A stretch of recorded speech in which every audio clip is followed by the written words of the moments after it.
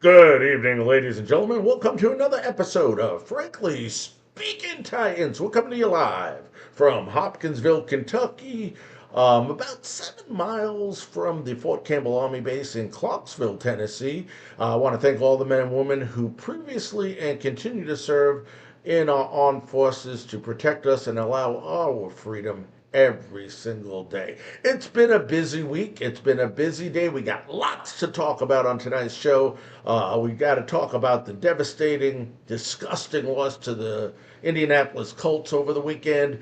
We have some big news today about Brian Callahan not calling plays anymore. And we want to talk about the upcoming game versus the Houston Texans, who like us, is 0-3. But we're going to start right away with the Brian Callahan story that broke earlier today about him not calling plays anymore. And when we look at this, folks, you shouldn't be surprised. I've been saying now since the beginning of the year, actually since the end of last year, that he should not be in a dual role. He should not be calling plays, and he shouldn't be the head coach at the same time. And some of us might even say he shouldn't be the head coach at all, even now. But today he decided to step down from calling plays, saying he needs to concentrate on more on the team, and he has been overwhelmed. Well, no kidding, Brian Callahan. We've been telling you this, but sometimes egos are hard to swallow. And finally, Brian Callahan made the decision, and I'll tell you why he made the decision. He had no choice. For those of you fans that believe him that it was his own decision, I'm going to tell you right now, he's full of crap. He is completely full of crap. Basically, what happened is if he did not go ahead and relinquish the play calling to Bo Hottegre, he would have been fired. He would have been fired sooner than later.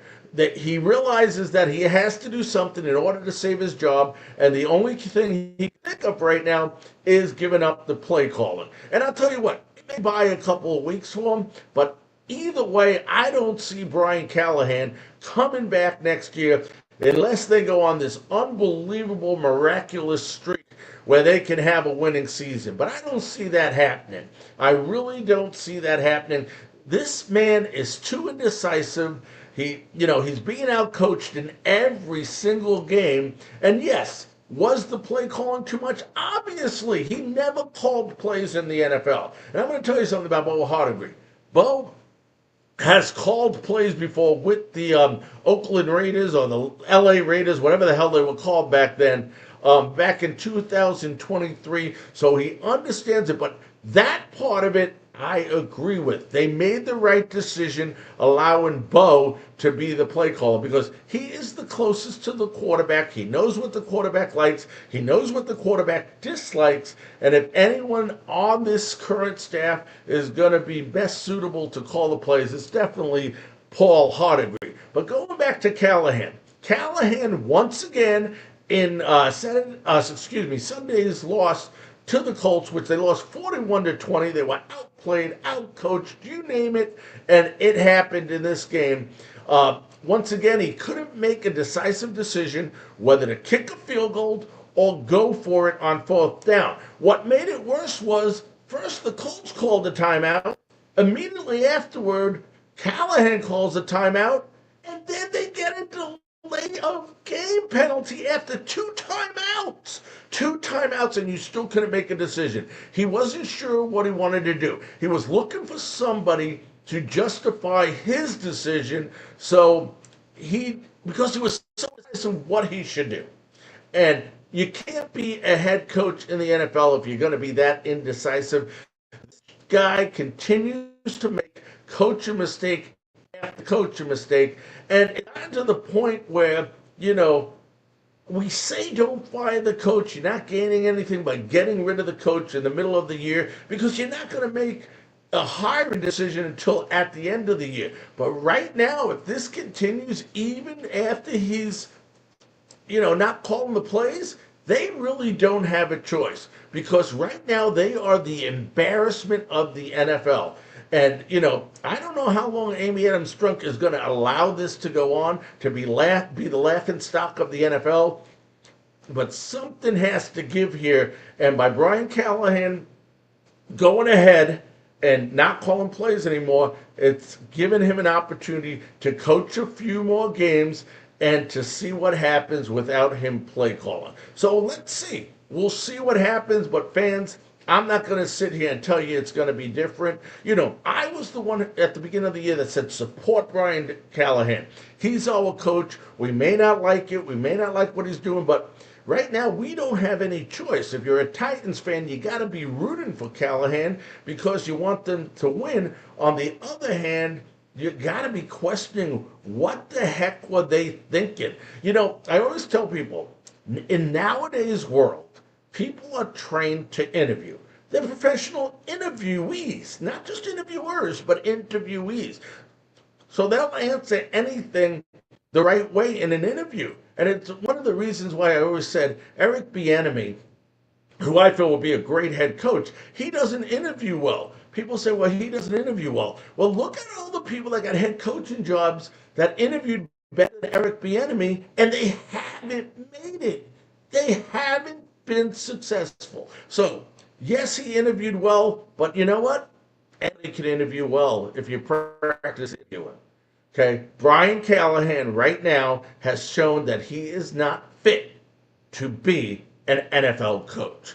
Now we're going to go ahead and move on. We're going to talk about the game that happened this weekend. As I move the cursor around here, get a couple of things going for you here. But, it was disgusting, folks. Once again, and I'm going to tell you, when you look at this 41-20 loss to the Colts, a lot of the same things game after game after game. What happened? Eight more penalties. Eight more penalties. And you know what? That's the lowest amount of penalties they had in a game all year. What was it? 11, 13, 8. I can't even tell you. But I'll tell you what. They have more penalties, I think, than points scored this year. It's just incredible. Once again, they were sacked 4 more times. Now, yes, we know J.C. Latham's out. The line is hurting, but there's no depth on this line. And, I'm not going to sit here and tell you that, Cam Ward was sacked all day because of the offensive line. Some of that was on Cam, too. If you look at this game, Cam Ward, like I said in our last episode, last week after they lost to the Rams, he's holding the ball too long.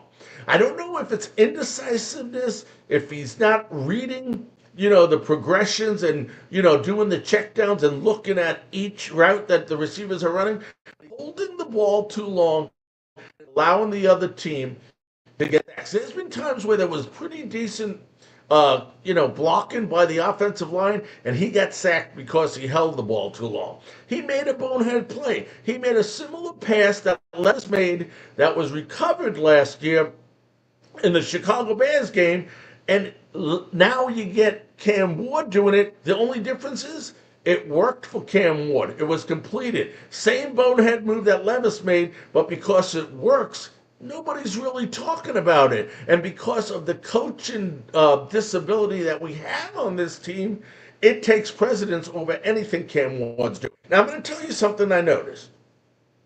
Cam Ward, and I will say this over and over again, does have the ability to be a terrific quarterback in the NFL. He definitely needs some fine-tuning. We know the holding the ball too long is hopefully going to go away with time and a better offensive line than he's been having so far in the first 3 games. But, he's not perfect. And I think we're making him out to be this perfect quarterback.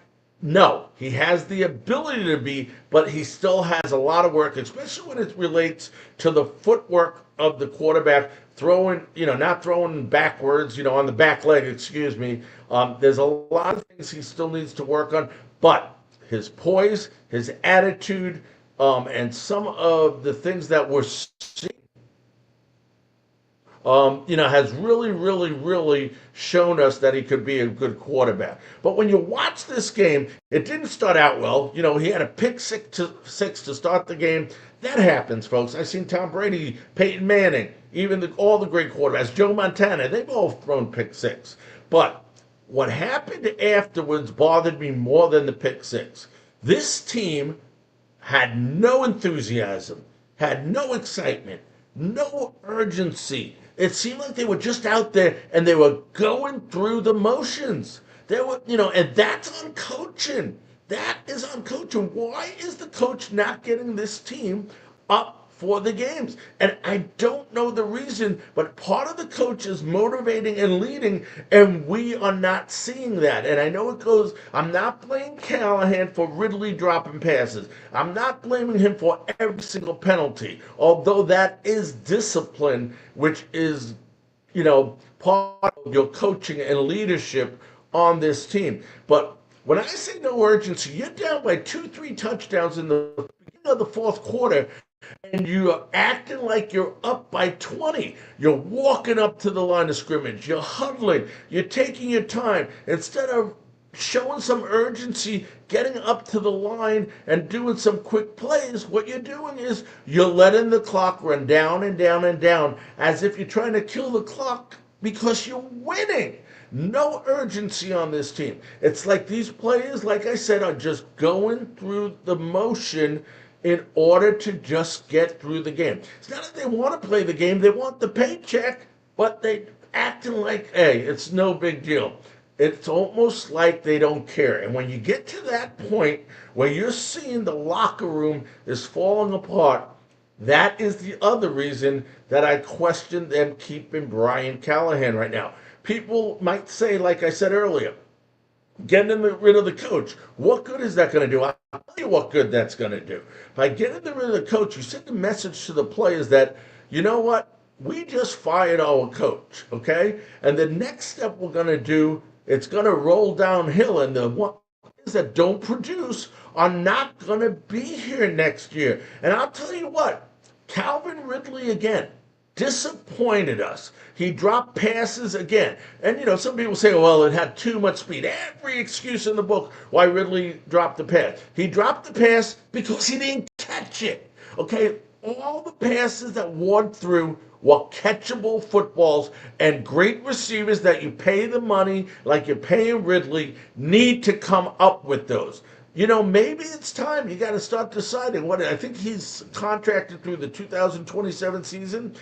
Is it time to go more for youth and go ahead and trade Ridley to a team that needs a deep threat in the NFL and maybe get a third-round pick in exchange for him in next year's draft and get a younger guy in here? Now, I'm going to tell you something, folks. This team, by far, has some talent on it. For all of you folks, but you got to build young talent that's going to be here for a while around Cam Ward. Let's look at the offense. Forget about the defense for a minute.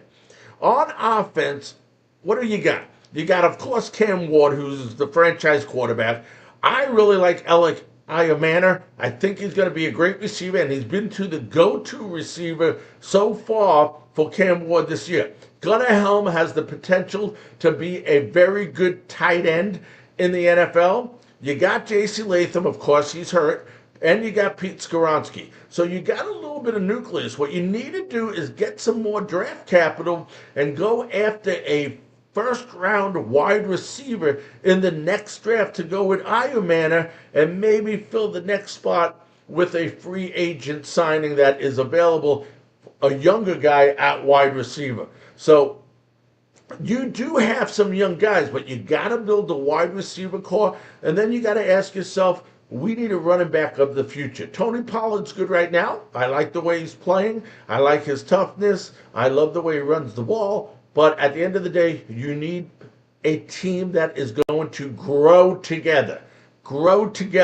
That start together and grow together and keep getting those young guys through the draft to build this team. You build the offense first, build this team around Cam Ward, then you can go after the defensive side of the football. But right now, folks, these young guys, the only way, the attitude that is being presented or the actual character that is going on in the clubhouse is not good for the young guys. The last thing you need is Cam Ward to get frustrated and stop.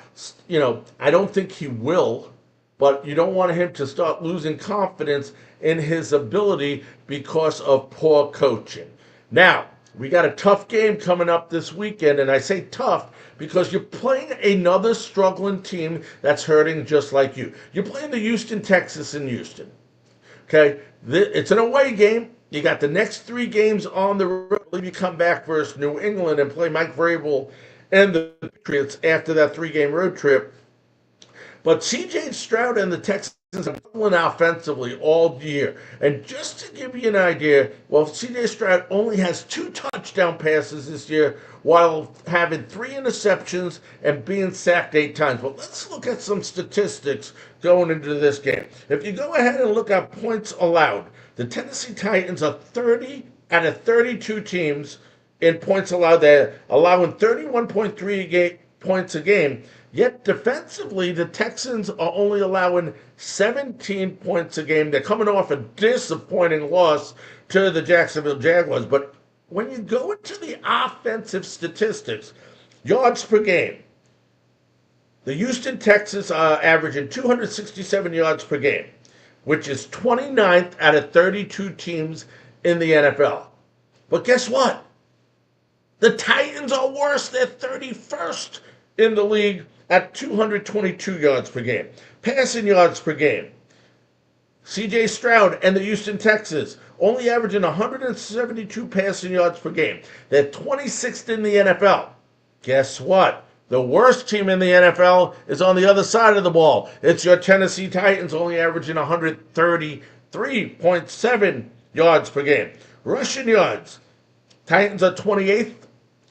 Texans are 23rd. They do have Nick Chubb now as their running back, and Nick Chubb had a decent game versus the Jaguars. But if you move on, third down efficiency, the worst team in the NFL, guess who it is?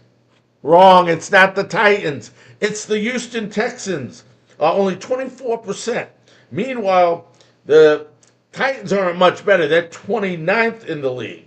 And then if and it goes on and on and on. Actually, the Tennessee Titans defense only has 1 interception all year, while the Houston Texans team only has 1 interception this year, while the Tennessee Titans actually have 3. But you go into this game and you say, what do you got to do to win? And it's the same old thing. First of all, if it comes down to a coaching decision, DeMarco Ryan and the Houston Texans are going to win. I'm telling you that right now. DeMarco Ryan is a much better and experienced coach than Brian Callahan. So you don't want it to come down to a coaching decision that costs you the game. Meanwhile, we mentioned C.J. Stroud, but he seems to only use 2 guys on offense, besides Nick Chubb, of course. You got Nico Collins, and also he likes to use the tight end a lot, Dalton Schultz. Dalton Schultz, I think, has 11 receptions on the year. Nico Collins has 13. So, this is a game, once again, I say it every week, this game isn't going to be won by the quarterbacks. It is not going to be run by the quarterbacks. I'd love to see the battle between Pollard and Chubb as far as the running game, but it's going to be one in the trenches. Number one, can they pass block for Cam Ward, the Tennessee Titans? And number two, can they put enough pressure on C.J. Stroud to continue to have him make mistakes that he's been making the first 3 games? This game will be won and lost in the trenches. We know right now what we have. We're not the greatest team in the NFL by far. Actually, we're probably the worst team in the NFL right now speaking in regards to how we're performing. We have talent. Can Cam Ward and Ayomana hook up again? Can we go ahead and start the running game? Can we alleviate the penalties that we continue to incorporate every single game? You can't average 10, 11, 12 penalties a game and expect to win. Okay? You can't keep scoring field goals. Joey Sly, he attempted over 60 yards, 2 field goals over 60 yards. Ridiculous. We have to go ahead and put 7 on the board. Our defense has to show up. We can't keep putting our defense back on the field very quickly and continue to having three and outs. We have to sustain long drives that allows the defense to stay fresh so when they come out on the field, they're ready to go. Got to run the ball effectively. I mean, these are all things we know we have to do to win. But at the end of the day, we have to be ready to play. We have to be excited to play. We have to want to play this game. And most importantly, you got to want to win. If you just want to go through the motions, you shouldn't even get on the plane and go to Houston. You have to have a sense of urgency. You got to want to win. You got to want to play for this coach. If you don't want to play for this coach, then something has to give. Now, I'm looking very, very,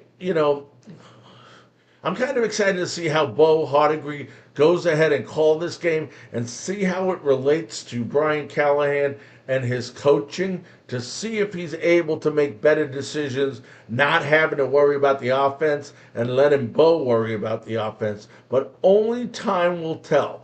But once again, we do not want this game to come down to a coaching decision. We do not have the advantage if it comes down to a coaching decision.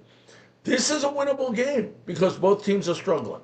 It's which team is going to wake up and play some good football and play some penalty-free football. At the end of the day, folks, it's been a tough year. It's 0-3. It's time to see something good.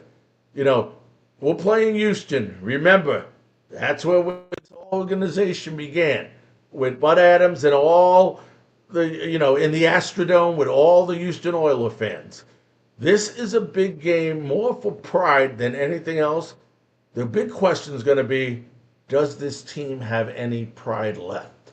And if not, that's on the coaches. I'm Larry Frank. Until next time, have a great evening.